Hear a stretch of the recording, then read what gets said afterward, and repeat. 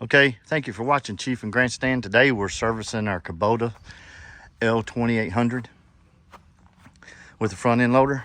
We're going to change the oil, the hydraulic filter, the oil filter, the hydraulic oil, and the air filter, and we're going to walk you through it.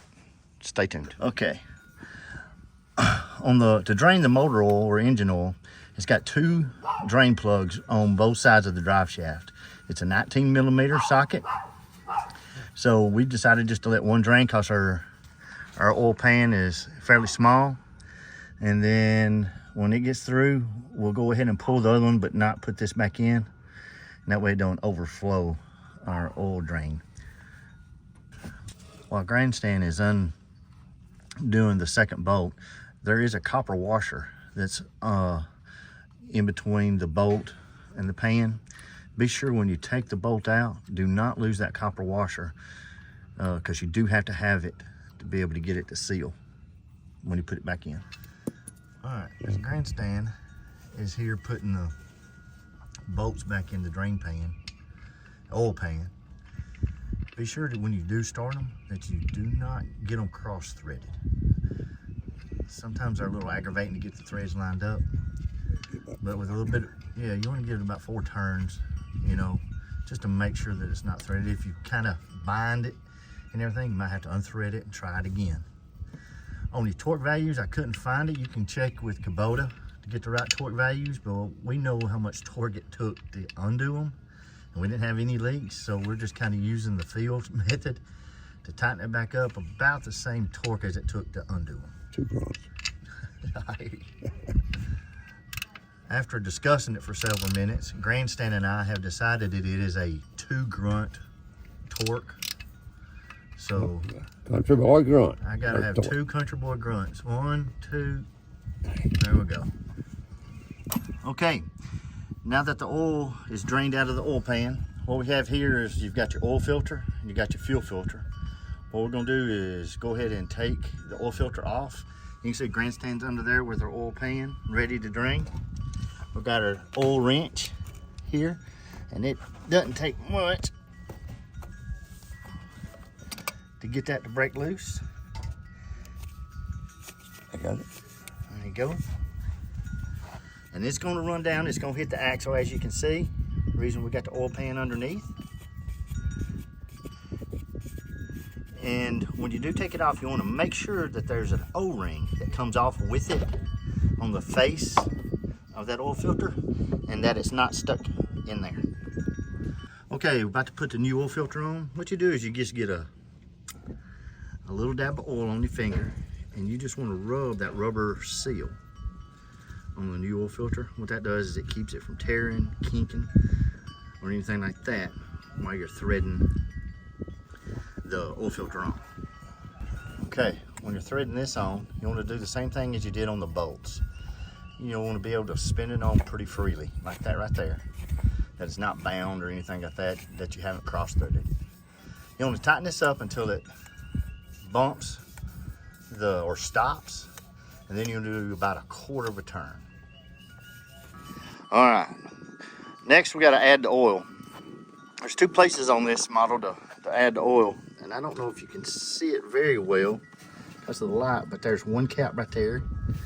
And then on the side, down here, you've got your oil filter we put on, fuel filter, and you've got your dipstick, which is right here. But above it, Kubota's put this oil cap. Now I've loosened it so it comes out, but I'm gonna put the funnel there. It calls for 6 quarts, but what I'm gonna do is I'm gonna add 5, then I'll take the dipstick, check the level, and then I'll add probably 1/4 of a quart at a time until I hit the level that we need. Okay, we've added it took 5.5 quarts of oil. There's probably still a little bit of oil left over that wouldn't drain out, depending on the angle and all that, but it's pretty level. So make sure to put the cap back in. We checked the oil with our dipstick. Everything's good. Our oil filter is tight. Now we're gonna move over here to the air filter.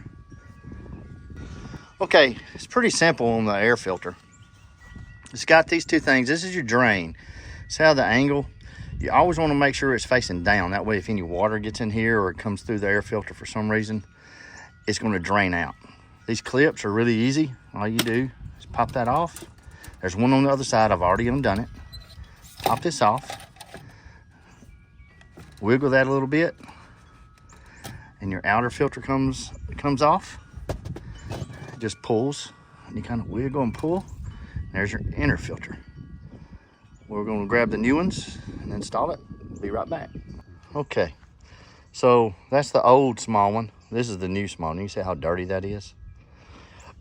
Here's our new larger one compared to, well, I got it over here in the bucket. I'm sorry.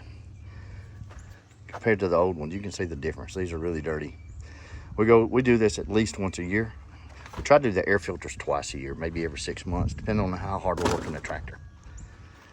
Okay, so what I've done is I've taken the small one, pushed it into the little one, and let it seal really well. This goes back in your air filter housing. Kind of to line it up, wiggle it, and you're pushing this time. And then your housing, I guess your cap, it'll go back over, snap on. Again, remember to keep the drain facing down or at a 45 or whatever, however this lines up. Okay, the panel that went over the side of the motor kind of covers the oil filter and the fuel filter. I didn't show you taking it off, but it just snaps in on the bottom. It's got a spot right here. You can see where my hand is here and one here. And what you do is what they've done is got these little bolts with the wing nuts, and they just thread down and it holds this in place so you can get them off by hand. Don't have to have any wrenches or anything like that. So we're gonna put that back on. Okay, after the air filters are done, the engine oil is done, the oil filters are all done. Grandstand, while he was underneath after we were draining the oil, he started greasing all the stuff underneath. This tractor has either 22 or 25 Zerk fittings. And most of them are at the joints, here, and here. This is what we're talking about. You can see how this is dirty. What you want to do is after you get your grease gun and stuff ready, get you a rag, come in here, clean these things off, get all the dirt and stuff off of it, so you're not pushing dirt down in your bearings and your sleeves and whatever. So we're gonna start knocking them out. Be back in a minute. All right, we are done. We have greased every Zerk and grease fitting. We've changed all the fluids, the air filters, and we're ready for this spring and summer. We will be posting updates just about every other day. Please subscribe, like, comment if you have questions. Thanks to all the veterans, and God bless.